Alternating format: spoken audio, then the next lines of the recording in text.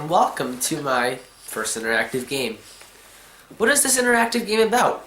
In the next 10 questions, you'll learn about the Great Galveston Hurricane of 1900 that is otherwise known as the 1900 storm. You already learned 2 facts there. But first off, let's get some general information about hurricanes, the most dangerous storm on this planet.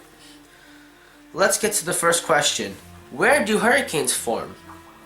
Basically, what will happen is there will be, in a moment, 4 options. Simply click on the choice you want. If you are not in full screen already, please enter full screen as the game will be played much easier and you won't be able to tell as easy if you are correct or not.